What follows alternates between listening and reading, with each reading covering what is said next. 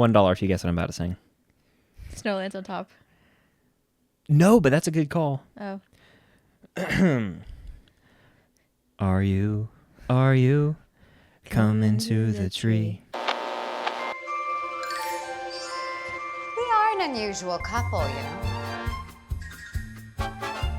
Do you remember when Jennifer Lawrence's version of that was like on the radio, like nonstop? That's like the equivalent of listening to the Mob song driving around. Like something just super dark and not meant for like a vibe in the radio. But it's a good song. I love the Mob song. Da-na-na, Da-na-na, da-na-na, da-na-na, da-na-na, Hey. da-na-na. Hey. Da-na-na, da-na-na, da. It's such a vibe. I can't even. And if you don't know what we're talking about the score to the Hunger Games, to the Ballad of Songbirds and Snakes, the newly released film from the Hunger Games franchise. I have the album behind us. Not Do the you full really? album, just the. Is it like a sampler? It's a 7-inch vinyl of An EP? Olivia Rodrigo's song. Oh, well, I could have sang that. There's so many things I could have sang. I know, because it's a great soundtrack. All right, you ready for my impression of that song or no? Yeah. 'Cause I'm in the streets, All right, lyrics, go off, okay? I just hear that first part about the trees. I'm in the trees. I'm in the breeze.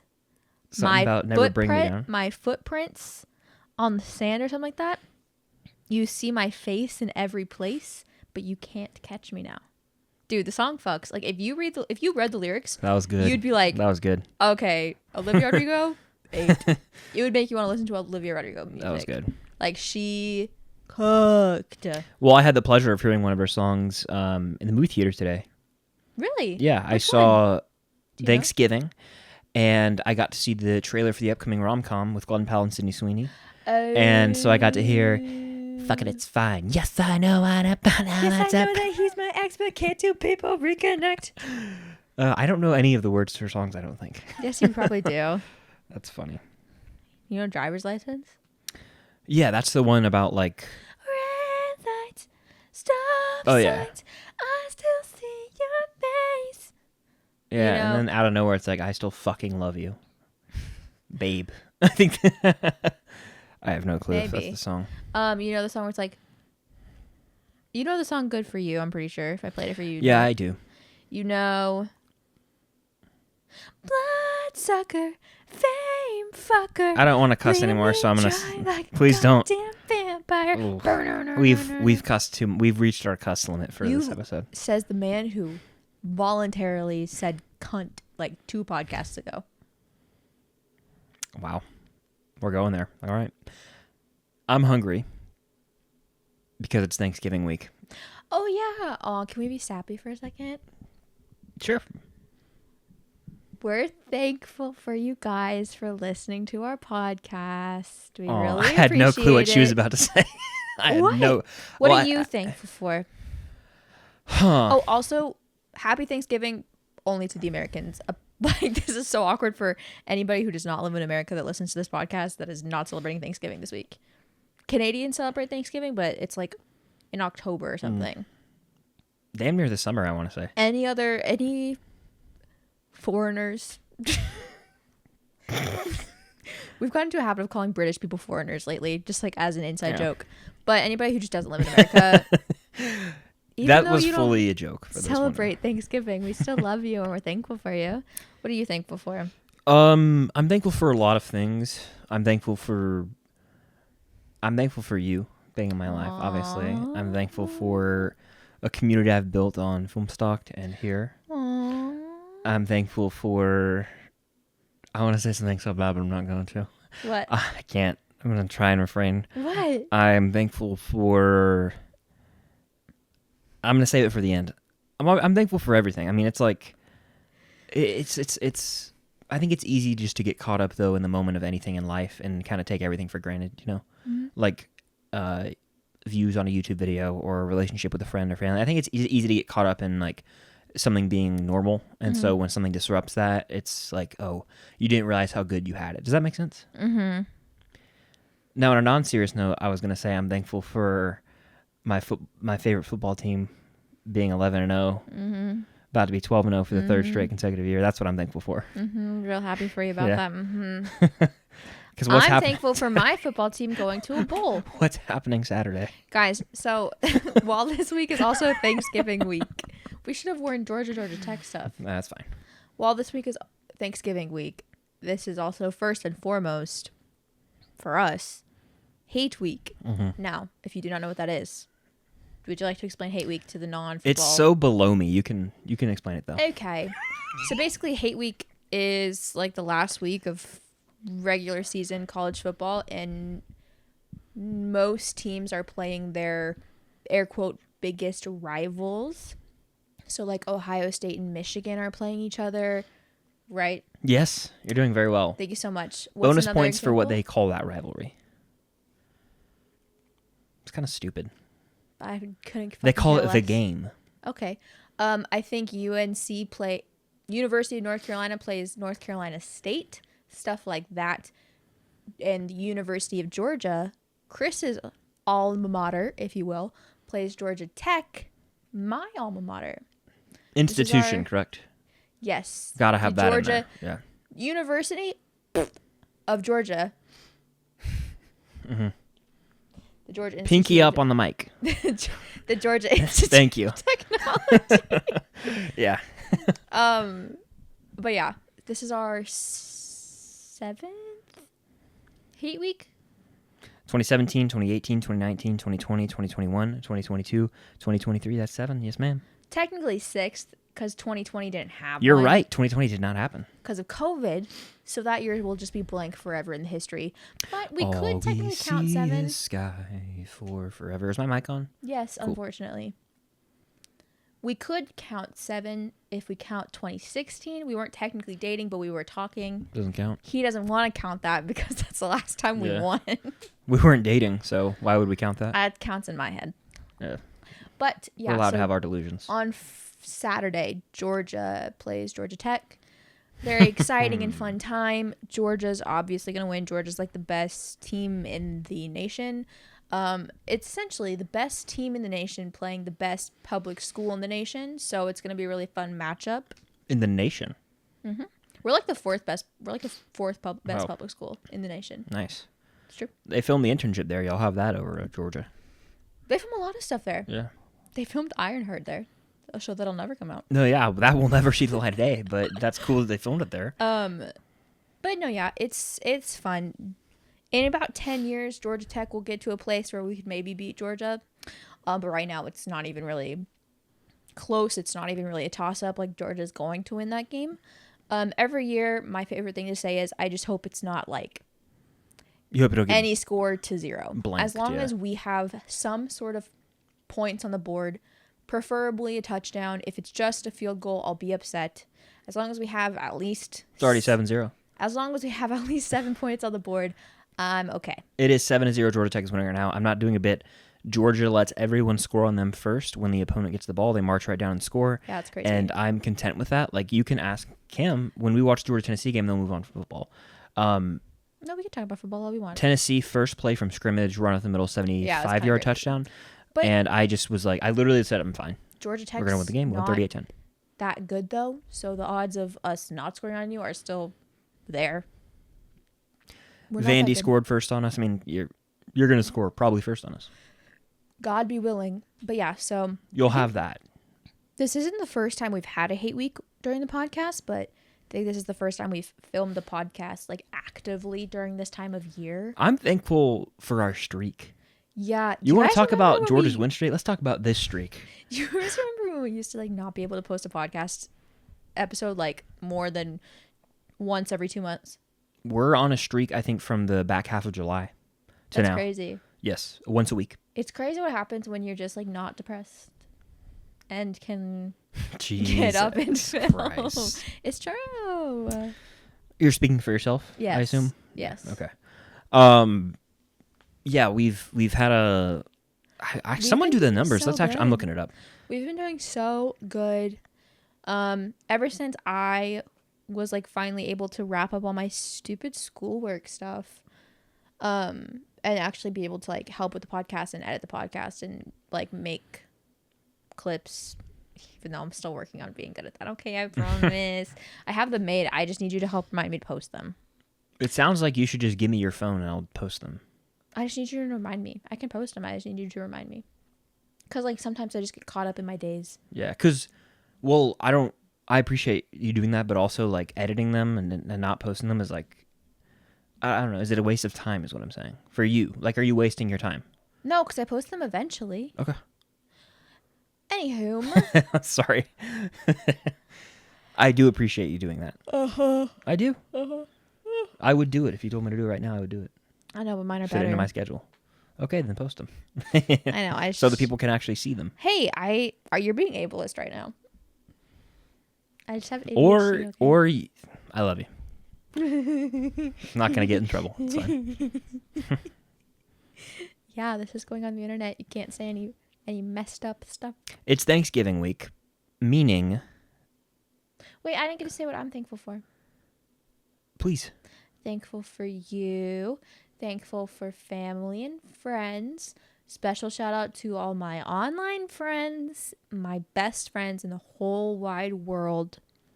I'd probably be dead if not for them. Not literally, but like I'd be bored out of my mind and sad and just lonely. So shout out to online friends. Y'all are the real ones.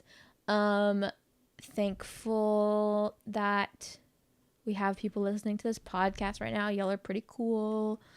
Thankful for good movies. Like Thanksgiving. Like the Ballad of Songbirds and Snakes. Yeah, the Ballad of Songbirds and Snakes was fire, one might say. Yeah. Did it catch fire? It might have. Yeah. There's Unfortunately for our first round, there was a bit of a mockingjay behind us, but we still got to watch the Hunger Games. Jabberjay. I would call them a Jabberjay. I just wanted to get mockingjay in there. Okay. There was a Jabberjay almost mocking the cinematic experience. Yeah. So, okay, with their jaw jacking. We've seen the Ballad of Songbirds and Snakes twice. We'll call it Ballad, okay? Just to say I call it Ballad. We've seen Ballad twice since the last time we filmed this podcast, which is so funny because I've been clipping the last podcast, and it's so funny it's always funny when I clip the podcast and you've talked about something and I'm clipping it after the thing has happened, because you're like, I'm not looking forward to going into this movie and like not liking it as much as you.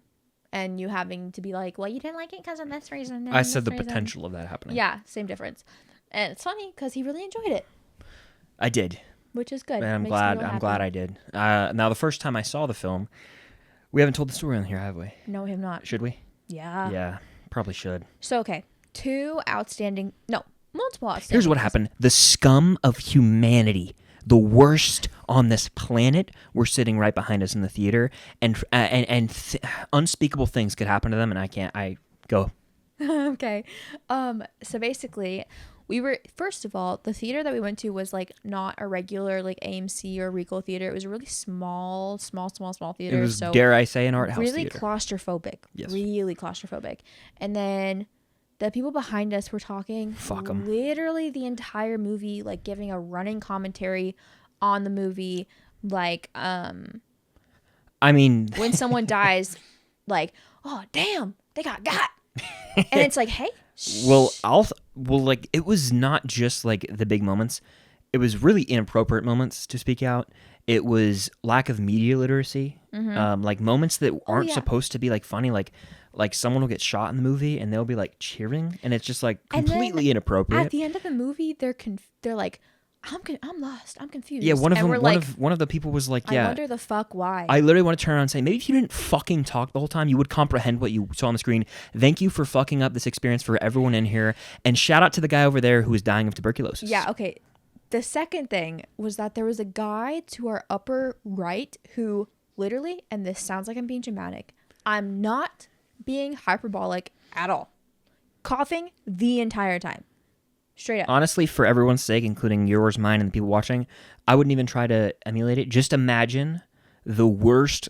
It was 4 or 5 hard coughs, mucus filled. Yeah. I asked you not to do it, and then you just proceeded to do it. They need to know.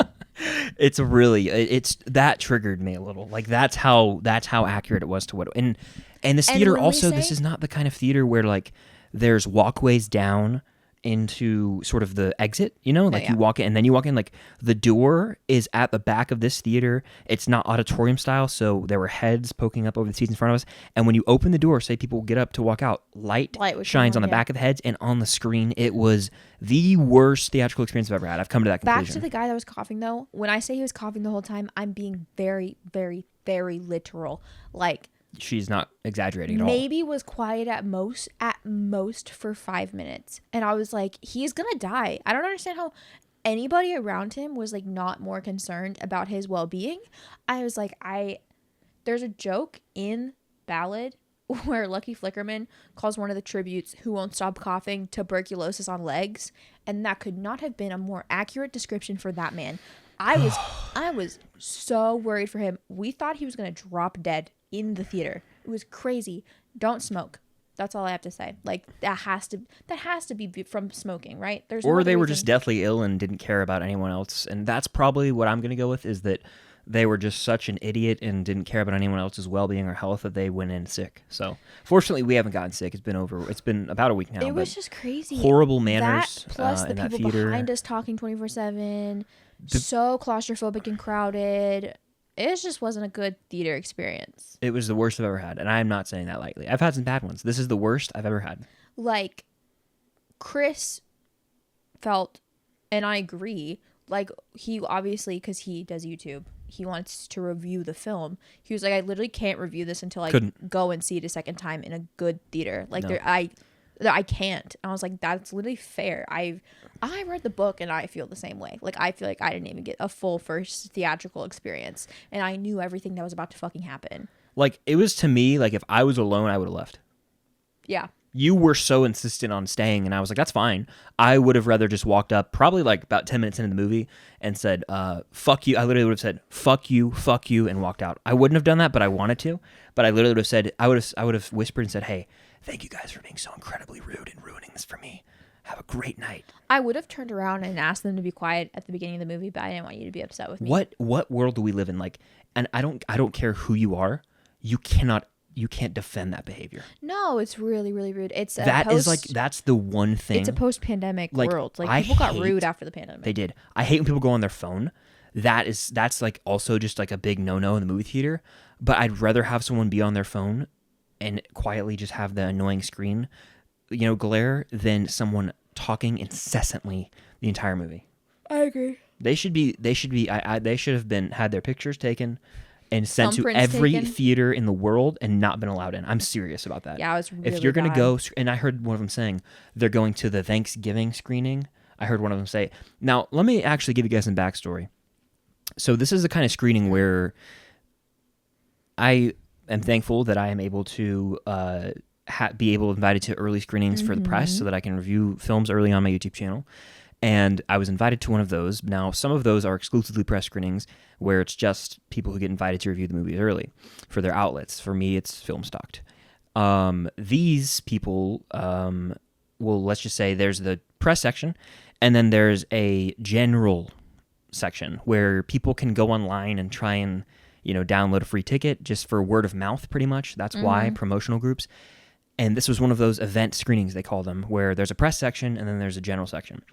Unbeknownst to me, we sat at the end of that press section. Moving forward, I will be sitting at probably the middle of it so that I'm only got press in front and behind of me because they're the respectful people. So these people came and they were like, free movie. I don't pay a dime, and so I can go act like a buffoon the entire time. And that's what they did. And it's not the first time that's happened at early screenings. I remember when we saw Space Jam. Same thing, and pretty much any time there's a general audience mixed with the press audience, buffoons show up, and I don't know why they continue to do it. Whenever it's just a press screening, the best theatrical experience that I ever have. When we saw Wish, not a peep. Yeah. All right, so it's really upsetting and irritating, and I get why they do it for certain reasons, but I know going in, if it's a full theater and they mix it, I know there's going to be some sort of disruption during the movie. Yeah. Now, that being said, through all of that, I think it's miraculous that I was still able to walk out of the film and say, that's so good, I want to see it again. Yeah, that's even though how I missed out on probably 7 important conversations. That's how I knew it was a good movie, Yeah. because Chris was like, even though I really couldn't give it my all because of the people behind me taking all my focus. Yeah. It was still a really good movie, and I want to see it again. I was like, okay. Yeah, I mean, I really like the film, and the more I sit on it, the more I like it, the more I think about it. The score's outstanding, the performances, the fantastic. origin of Snow, and everything about the movie, taking us back into that world, it's just executed very well, and I really like the movie. It's one of my favorites of the year. It's in my top 10. I don't know if it's top 5, because I've seen some really... This has been a fantastic year for movies. It's my second favorite movie of the year. Fair. It's not in my top 4. The highest it could go right now is 5. Do you want to know what's above it, though? I guess. I've told you recently. Across, Oppenheimer. In no order, yes, Guardians. yes. John Wick 4, you were taking too long. John Wick 4. Yeah, so those 4 movies are above it right now. And then it's kind of in the ballpark of the Dead Reckonings, the Blackberry, like movies that I loved. Scream 6, it's in that ballpark. It's 4.5 out of 5. After first viewing, it was third movie of the year behind Guardians and then Across. And then after second viewing, it knocked Guardians out of second place. Yeah, I feel like with only a matter of days left in the year that there's nothing that will overtake Across as your favorite. Is that a correct statement? Yeah, probably. You never know. Wonka, baby. I'm kidding. Wonka's going to be good, I think. If Percy Jackson was considered a movie, that would probably overtake it. You won't have seen the full show, though, so I don't think 2 eps could overtake it. If so, that's wild. 3 by the time the year ends. Thank you. Maybe you get early screenings. Yeah, maybe. Maybe not. But no, The Ballad of Songbirds and Snakes, a.k.a. Ballad, as I will be calling it moving forward, win for cinema. Absolutely. And Go ahead. No, you go. I was going to say, I want to address... Again, I feel like we've become let's talk about Rotten Tomatoes real quick, that little segment. The Rotten Tomatoes. It's weird to me when a film is so well received by everyone except for like a minor group of people who are only certified on Rotten Tomatoes. Because everyone that I know, people who also review movies, mind you, have given this film a 4 out of 5 or higher that I've seen. Yeah. And it's like, I don't know where the disconnect was. The only complaints I've seen are...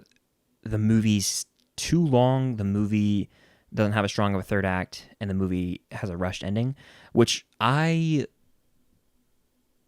don't fully understand. I don't think that warrants I don't know. It's tough. I don't think that warrants a rotten score. Well, the thing about the rotten score is, what's it at right now? 50 something? I think it's at 61. That's not rotten. I know. So it's fresh now. Yeah, it teeters. I'm looking back it and up. forth. Keep going. I'm looking it up. The most critiques I've seen, like I literally scrolled through Rotten reviews on Rotten Tomatoes. That's the first time I've ever done that in my entire life, and I did it for this movie. Rotten Tomatoes, though, I'll tell you, I'll go off in a second. It's at fresh on Rotten Tomatoes. Yeah, it goes back and forth. Okay. But 63%. What that means is that I believe 63% of the 182 reviews on here gave the film a positive score or higher.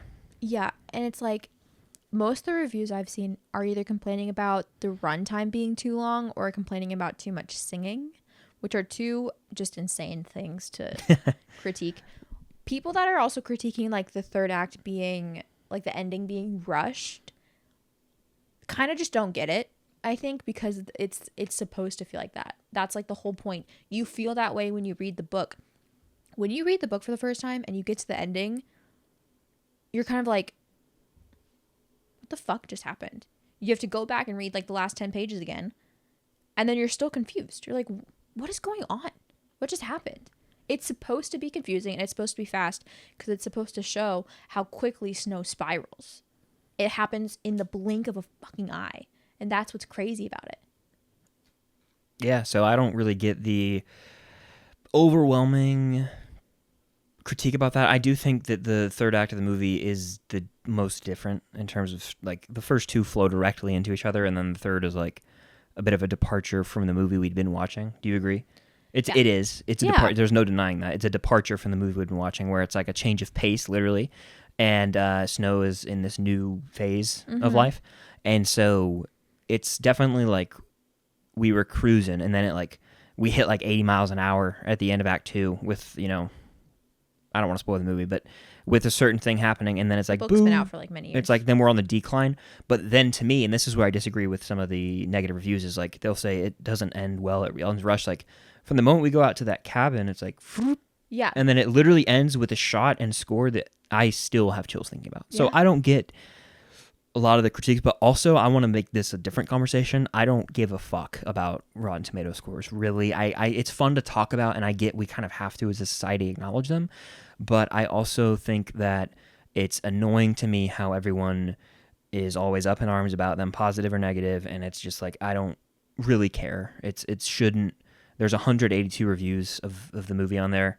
Why should those 182 reviews define how someone should see a movie or not? I agree. I think that we should value it to a certain extent, because obviously to get certified on Rotten Tomatoes, you have to have some sort of media literacy and intelligence. You would think, but to value it so much to like influence whether or not you go to the cinema and see the movie or not, that's crazy to me. I never understood that.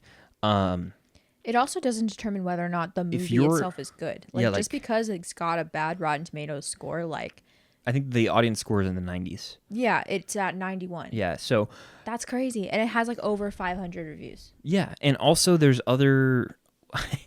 I just don't get it. Like, I honestly, I kind of wish Rotten Tomatoes would just go away, I agree. because people value it way too much. I remember growing up, I never saw the Rotten Tomatoes score of a movie. Like in 2012, I went to the movies a lot in 2012.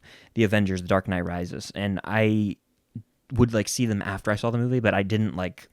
That never affected me. I went and saw TASM 2 in theaters. If I looked at the Rotten Tomatoes score before, would I have gone? I don't know, but Yes, you would have. yeah, I would have anyway. That's the thing. I saw the new Pirates movie, Pirates 5. I didn't care what the reviews were. I was going to go see it. Yeah, I never really listened to reviews because, like, I think there is. at least not before I see it. I think there's value to, listening to other reviews to like continue a conversation and hear other viewpoints on a movie, but I don't think that someone should just base what they're going to see or not on what a tomato meter says. I agree. That's insane to me, and I think that society needs to sort of devalue Rotten Tomatoes critic scores a little bit, because they aren't the end-all be-all for a movie, and people act like they are, and that's just that's kind of a runoff from our conversation about the Marvels into this. It's like, Yeah. just go see the movie. I'm sick, and I know we're about to run out of time on our camera, but it makes me sick how I'll put out a review and 10 people will comment, "Oh, not seeing this then." It's like, I guess I get it. I mean, I guess you value my opinion that much, but also make your own. I don't know. Yeah, like, that's what I meant when I say I don't really listen to reviews. Like, I don't listen to reviews until after I've seen. Yes. That's why I don't listen to like, reviews before movies. whatever the topic I is. don't watch like, I'm reviews not before gonna, movies. or if I do hear someone's like thoughts or opinions on something before I see it, I don't let it affect me at all, because I'm a very independent thinker. Like, why would I be like, oh, he doesn't like it, therefore I'm not even gonna bother watching it? Like, that's just weird. But on topic of Ballad, what were your favorite parts of the movie? Like, as a movie watcher, Let me take a sip of water. didn't read the book beforehand, what were your favorite parts of the movie? Man, Not to put you on the spot or anything. you did, but it's okay. Obviously, you like the Yeah. ending. I'll be honest, my favorite moments in the movie, as a Game of Thrones guy, were the scenes where Tom Blythe and Peter Dinklage acted together, Dean Casca Highbottom and Coriolanus Snow. Look at him knowing names, you guys. This is such a fun turnaround for me. Any scene between the two of them, especially on second viewing where I actually got to hear it without a bzzz coming into my ear from behind me, riveting. And it's not like this movie's action packed. I am a sucker for well-written dialogue driven scenes, and that's what they gave them. It was very Thrones-esque. Like, it's these two big-brained energy people trying to outwit each other. And probably my favorite scene in the movie now on rewatch, I think it's got to be the end scene with the two of them, and then the final shot of the movie. Yeah. But the the consequences of that scene, like what would, I'm dancing around spoilers. Like, you can, okay, here's No, I'm not spoiling it. I don't want to. But all of the reveals that happened in that the scene. reveals, who walks out of the room and who doesn't, like, like that. Damn. Yeah. He played the game. He played the game. The last line of the movie. Yeah. Yes, exactly. lands on top. Exactly. The score and the shot too. We see like Snow walking with actual snow falling, and then there's a close up on eyes. And if a movie has an extreme close up on someone's eyes to end, I should make that a list on Letterboxd, like best movies that end with an extreme close up on someone's eyes. Whiplash and Breaking Dawn Part 1. Whiplash, Catching Fire. Ballad. Catching Fire. Jenna told me this today. Catching Fire ends with the exact same shot on Katniss as it does on Snow. Fire. Which is crazy. Literally fire. Yeah. See what I did there? But no, yeah, I like the scenes with what's his face as well, Peter Dinklage. Yeah, and also I enjoyed some of my favorite scenes. That one, those stand out to me for sure. The final shot, though, I'm telling you, that's the ending of the movie is probably my favorite part. But other than that, I really liked the games themselves. The whole movie's good. Anything with Rachel in it that you liked? No, she sucks. Cancel her. Stop it. I'm kidding. Yeah, she was fantastic. I liked the what's that scene? I'm trying to think. With the snakes? The snakes was good. Yeah, but I'm trying to remember. Which part of the movie is it in? I kind of like when she in a way starts to play the game with Snow. Are you talking about the scene in the cabin? Yeah, that's what I'm looking at. Yeah, thank you. The cabin scene where she's like, dude, she ate that. What'd she say? She was like, I'm not a sugar cube, or I ain't made of sugar. He's like, but it's still raining outside. And she's like, well, I'm not made of sugar. Yeah. Her accent was good. It wasn't Dude, irritating. So good. I went on TikTok. People were like, her accent is jarring. I was like, y'all don't get it. I went on TikTok today. I've seen some wild stuff lately, but I went on TikTok and I saw a video, and it was like the audio was Lucy Gray singing, and it was like, it had like 650,000 likes, and it was like POV, you're watching the Hunger Games, you're like watching the Hunger Games, and the girl just got, what is it, picked, drafted? Yeah, reaped. Reaped, thank you. And you're just cringing of secondhand embarrassment when she starts singing. And all the comments, there were 2 sections of comments. One of them was like, the secondhand embarrassment was real. It was so extra. And the other comment was going into a movie called The Ballad of Songbirds and Snakes, yeah, exactly. and not expecting and expecting like no songs. It's is also crazy. so funny because it's not like I had the same forethought, if you will, before I read the book. When Jenna told me that Lucy Gray sings at her reaping, I was like, oh. See, I didn't know that was going to happen. I get weirded out when people start singing randomly for no reason sometimes. The only time I can really stomach it is when I'm watching Pitch Perfect. Other than that, I'm like, oh, okay. So when Jenna told me that she sings at her, when she gets reaped, I was like, oh. But it's not random because Maud Ivory and the Covey start singing first after Lucy Gray gets backslapped and falls to the ground. Yeah. Like they're singing to get her up, and then she stands up and she continues the song because the Covey performs for all of District 12 constantly. Yep. We see them do that in the 3rd act of the book / movie. Like they're performers. So the Covey singing first and then Lucy Gray picking it up makes sense. Love the way it was edited, where we see High Bottom, right? He's like going through and assigning all the people to their mentors, and it's like, and for Snow, the runt from District 12, and then we think it's going to show the screen, and it goes, and it cuts to Lucy Gray Bear. Oh, so that was super good, well bitch. done editing wise. So good. I had something I had to say. It was a really good story, so I'm going to try and find that. But do you want me to keep talking while you find it? I'll talk about some of my favorite things. Yeah. So, okay, I obviously enjoyed the entire fucking movie because duh. But scenes that really stood out to me, obviously the ending, the music at the end was great. There were 2 little musical like score moments that happened in the movie that got me good. When they walk into the arena for the first time, which, side note, if you see the movie in IMAX, the aspect ratio changes just like it did in Catching Fire. Damn. And I sent it to you on Twitter. Oh, wow. And then, so when they walk into the arena for the first time, that music got me. And then when Snow goes and rips out his stitches so that he can go and see Dr. Gall to like do some sneaky shit, that music got me, and it was really funny. I felt really smart because I think I said it to you during the movie, and then after I was like, this music right now gives me like Maleficent vibes.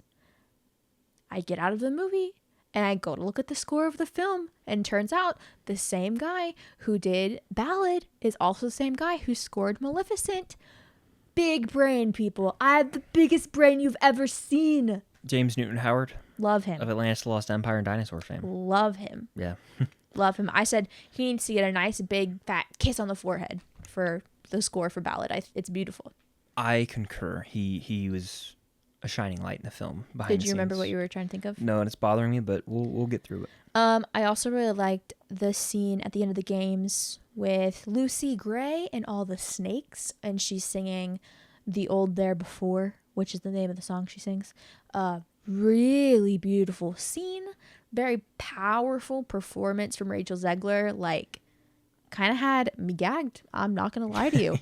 I really just liked all the scenes in the Hob, in the third act of the film. Like, I loved the whole movie. Fun fact, actually, that's like the first time we watched the movie, the shot of Coriolanus Snow walking through the Capitol, like to the Academy, doing nothing. He's just walking the streets.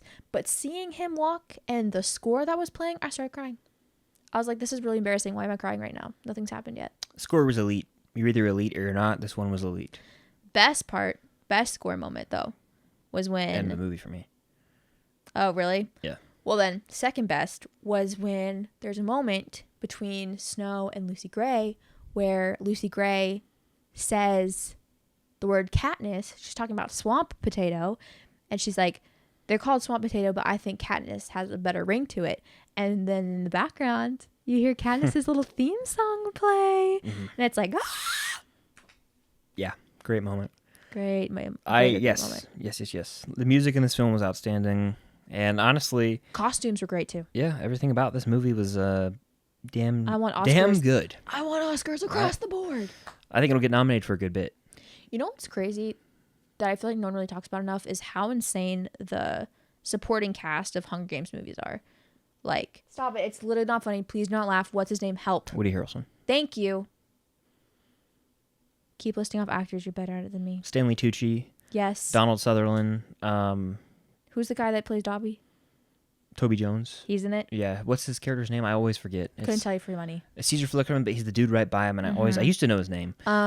You've got Liam Hemsworth, Jennifer Viola Lawrence, Davis. Elizabeth Banks. Supporting cast. Okay, Yeah. Elizabeth Banks. You've got Viola Davis, Peter fucking Dinklage. Philip Seymour Hoffman. There we go. Thank you. Isn't it crazy? By the Donald way, Sutherland? Sam Claflin. By the way, Jenna Malone. By the way, sorry. Hold on, let me make sure that's right. The character's name. I always think. Joanna Mason's her Thank name. you. Yeah, Jenna Malone. Jenna Malone is correct. Yeah. Okay. Cool. Julianne Moore Oh my god! See, isn't of it Crazy Stupid. Alma Coyne is the woman from Crazy Stupid Love. And Sharper. Oh my god, this movie. By the way, Sebastian Stan would probably eat in this franchise. Oh, Sebastian Stan would eat in any franchise he goes to. Sebastian Stan is Gale.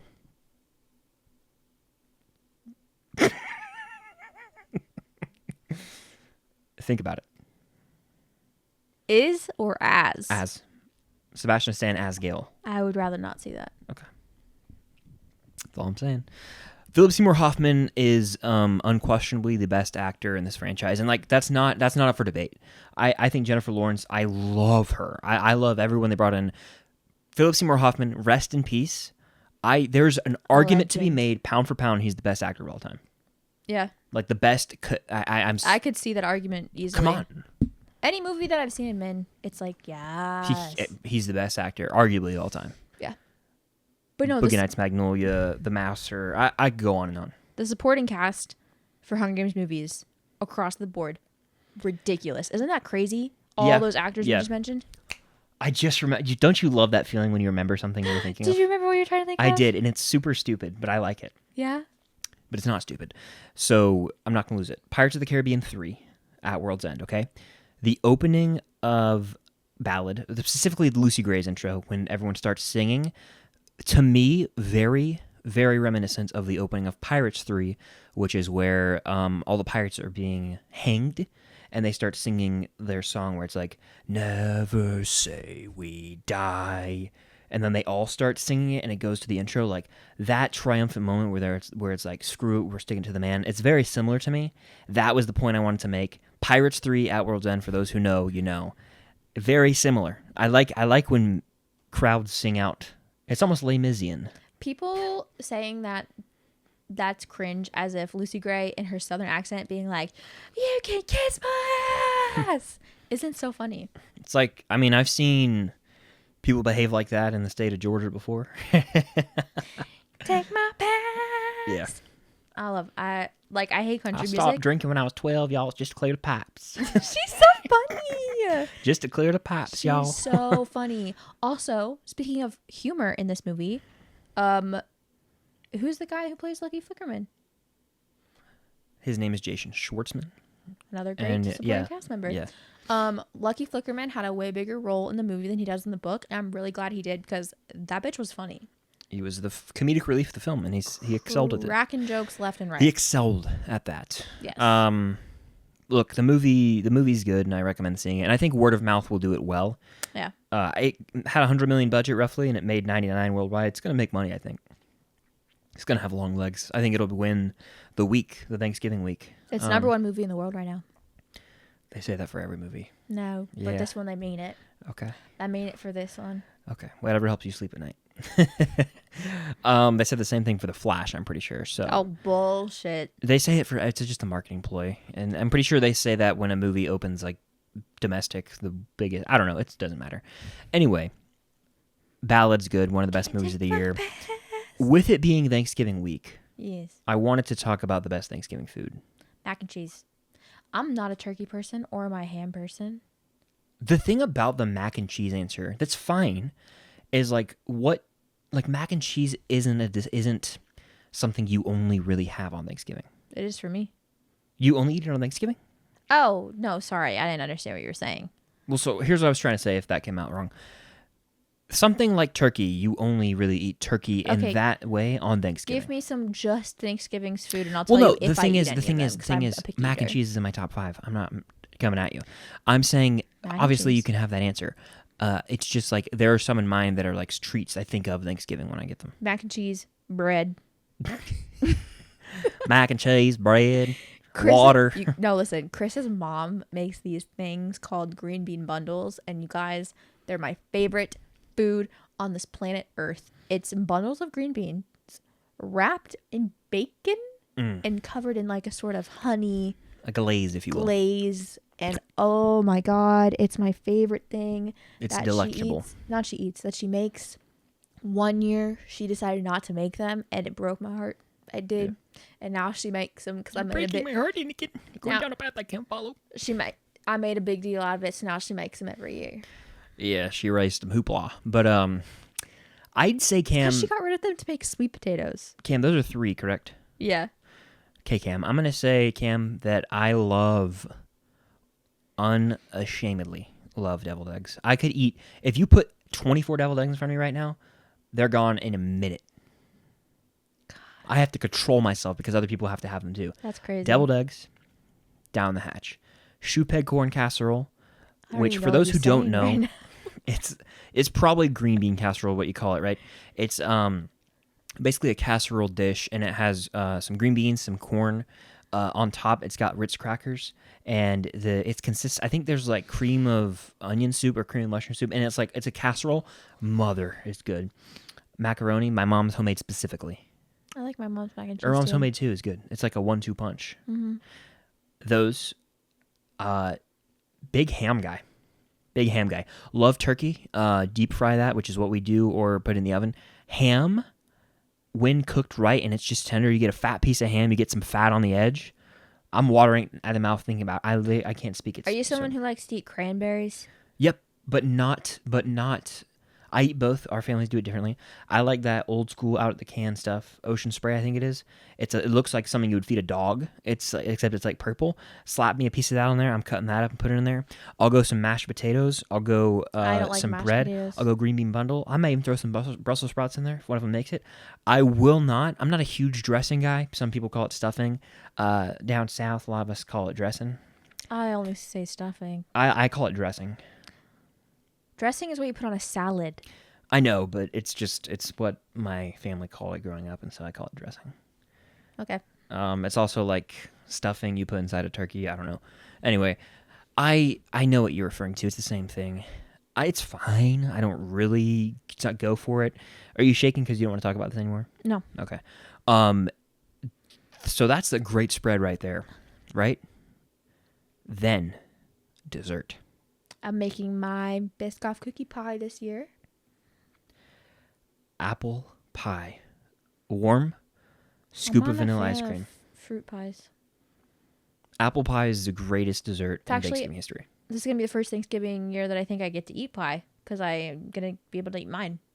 I don't eat. Technically, it's a pie, I guess, yeah. It is a pie. It's a pie, yeah. It's a pie. Yeah, it's a pie, and look, incredible. Apple pie, you have my heart. Cherry pie, also good. Pumpkin, I'll eat. Not going to seek it out actively. It is the Thanksgiving staple. I like it on occasion. Yeah. I'm so excited. In 3 days from now, correct? We get to eat it 3 days from now. Oh, I'm so ready for that spread and to be gorged, and then go to Cam's house and eat again, because we do eat twice. We do, both our families on Thanksgiving. And little known secret, I'm never hungry when I come over here to eat, but I eat it anyway. You don't need to do that. If you're not hungry, don't eat. But it's Thanksgiving. Don't hurt yourself. Damn. I do every year. I have to. It's literally a rite of passage. If you don't eat until you're full, something's wrong with you. I guess something's wrong with me then. Yeah. Sorry, I value my body. My body is a temple. But no, yeah, I saw Thanksgiving in theaters today. Yeah, how was it? You haven't seen it, obviously. Nope. Patrick Dempsey in the film. Love that. Addison Rae in the film. Comedian Tim Dillon makes an appearance in the film. Never heard that name in my life. I was really surprised with how much I enjoyed it. Wow. Wait, can we take my Be Real? Oh, sure, yeah. I was about to say, I start talking about something that only I've seen. Smile. Cam immediately goes on her phone. It's funny to me. My face looks just stupid there. You can post it though. But no, I saw Thanksgiving. I really enjoyed the film. You're taking it again. Mm-hmm. Okay. I think my upper thigh is flashing the camera right now, so great angle. It's fine. You have two options. You only get to Be Real. I don't know. I don't care. Anyway. Sorry, guys. Sorry, got distracted. Continue. Cam's trying to sabotage me talking about this movie for just I'm a minute. not. Go. That's why I went on my phone. Thanks. You're a great podcast guest. Thanksgiving. I haven't seen the movie. I literally don't have any input. I have an out of theater reaction on my channel. That's all I gotta say. No, I'll keep talking about it. Don't cut it off on my account. I know, it's just like, I don't know. It just takes me out when you do that. You know? Like, imagine if I was doing that and you were talking about something. It wouldn't affect me. Okay. Look, I recommend the movie. I think that it is Scream if in a Thanksgiving world. It's in Plymouth, Massachusetts. Plymouth Rock? The slasher of the film, not Ghostface, John Carver. Pilgrim. Interesting. Yep. And it's violent as hell. Some of the kills, wild stuff. Okay. Yeah, very interesting movie. It'll keep you guessing to the end, in my opinion. Self-aware, violent, but I liked that it actually set up the characters before the carnage, and it really did have that Scream coating to it, where it felt like a Scream film. So, highly recommend if you guys want to watch a movie in theaters, if you're in the horror slasher stuff, Thanksgiving is my recommendation, and I think it's the new definitive Thanksgiving movie where Thanksgiving rolls around, I want to watch this film. All right? So, that's all I got to say. It's the Halloween of Halloween. Of Thanksgiving. Yeah, thank you. You're okay. This movie's to Thanksgiving as Halloween is to Halloween. That's what I was trying to say. I Very just good. shortened it. So Very good. in my brain, it all worked out right. I knew Yeah. what you were saying. I felt the vibes. So you fidgeting isn't you wanting to be done with this. I just need to stop reading into your body Nope. language. My medicine's just dissolved. Jesus Christ. Look, I have had a headache all day. Did you know that? Mm-hmm. You told All me. day. Is that cause for concern? Maybe, but I woke up with a headache. that happens to me sometimes. It does, and it's like, I don't know why. Yeah. It's like, okay, fine. I'll go back to bed. Yeah, I think I know why I get headaches a lot. It's because I look at screens all day. Yeah. Whatever Editing. happened to the blue light glasses I gave you? Yeah, I stopped wearing them. I don't know where they are. I think they're in my house somewhere. You should get them back out. I think they worked, but I don't know. They did work. Okay. I think they did. You raved about how they worked. Ah. And then they stopped working, and I stopped using them. They didn't stop working. You stopped using them. They stopped working, and I stopped using them. Not true. Yeah, they lost their touch. Whatever. Yeah. Look, at the end of the day, 1 week from this uploading is my date of birth. Oh my God! Yeah, happy birthday. Should we upload on my birthday? Yeah. It's technically the day we would. Yeah. Yeah, cool. Aw, happy birthday. Does it really feel special at a certain age? I don't think it does. I think I think 21 is the last birthday of value. I think after, Obviously, it's cool to make it a new year, but 21 is like the last one that you, obviously, I think after you. Now I'm just doing it to continue the bit because I noticed that you got mad at me for talking, so I'm going to do it the rest of the time. I think Shut after. the fuck up. Get off. No, I'm kidding.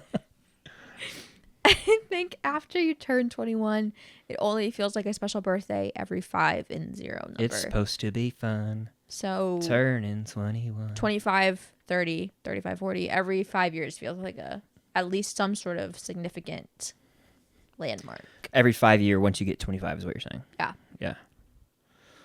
Cool. I mean, I could dig it. Yeah. He's going to be 24. Yeah. I don't know about you. but I'm feeling 24. Is there any Taylor Swift song lyric about turning 24? Jenna, let us know. There might be. I set you up for that. That was a good. I There might allied, you ooped. Alley-oop. Yeah. Under roofs. I actually don't know if you heard me sneak a Taylor Swift lyric in there. Did you? About 2 minutes ago? Mm-hmm. I said, it's supposed to be fun. Yeah, I just had no Turning reaction. 21. Because you just sing out loud randomly all the I time. do. Today, you guys, Chris was singing "'Tis the Damn Season," which is an Evermore song, which is his least favorite album. Very Least impressive. listened to and therefore least favorite. If I gave it a fair shot, it might climb on that list. Well, no, the debut is the worst. It's not the worst. Oh. I don't know. Maybe Yeah. her re-recording will make it better. I don't know if I want to listen to this for 20 minutes. A real southern twang. You can take my pride. You can't take my past. Can't take my history. Nothing you can take was ever worth keeping. You kind of ate. Thank you so much. You kind of ate that last line. Thank you so much. You had that like yodel in your throat, kind of like Andrew Garfield on Tick Tick Boom. Oh, happy 2-year anniversary, Yeah. Tick Tick Boom, as of Yeah. the time we're recording this. No, I'm kidding. I was about just sing the whole album. Someone at home. Happy birthday. You're 24. Yeah, I guess I am. Soon, in time, you'll know what it's like to lose. I was going to do this whole Thanos quote, but I didn't feel like it. I got the first part of it, but I didn't want to continue. Look, at the end of the day, it's almost unhealthy because I just said at the end of the day and I almost started singing like this. Wait, which part of Les Mis were you going to At sing? the end of the day, it's another night. Yeah. Should we watch Les Mis tonight? We can't. Fuck. We've been working through every Disney film, for those who don't know. If you guys don't follow us on Letterboxd, you're missing the fuck out. And I had to block somebody. I don't really care, but isn't that crazy? No, I I had sent to you a block tweet somebody today. on Letterboxd. I sent him a tweet today. That was on my Twitter timeline. Yeah. It was like, I had to block somebody on Letterboxd today. Do you know how fucking annoying you have to be blocked on Letterboxd? Insane, actually. Oh, that's so funny. Yeah, I've had to do it before, but like wild that I had to do that. We're 40 some odd watched- movies in. I think we have 20 left. If you count Wish, we're at 42 total, and there's 62 with Wish, so we have 20 left. We're killing it, actually. 20 left, watching watched and rewatching. Atlantis today. We watched Atlantis this morning. We grinded over the weekend. And What's your number one right now? it's always and forever The Lion King. Mine's Sleeping Beauty. So Is that going anywhere? probably not. Bullshit. I love Tangled, but like Sleeping Beauty is something that I just put on all the time for background noise. You got to think about it like that. And I think Sleeping Beauty has a little bit of artistry over Tangled for me, like in terms of animation, style wise. You're allowed to have your He doesn't opinions. get it. He doesn't get it, and it's fine. He doesn't understand If it. the two movies were presented to me, I'm picking Tangled 1 million out of 1 million. because times. you're a boy. You're a man. You don't get it. I don't get it. You don't get it. Look, no shot at Sleeping Beauty here. But if I want to be consistently entertained, It depends on my mood and my energy, but I just know that I watch Sleeping Beauty more. If Disney Plus had statistics on how many times you've watched a movie, Sleeping Beauty would be the number one. cap. What do you think would I think you might have watched some of the HSM movies more. No. you're not around when I have Sleeping Beauty on. That's the thing. Adds up.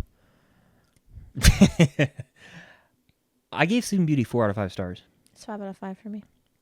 That's how I feel about The Lion King, brother. I respect it. And you give it 4. Like a savage. Respect it. By the way. Turkey.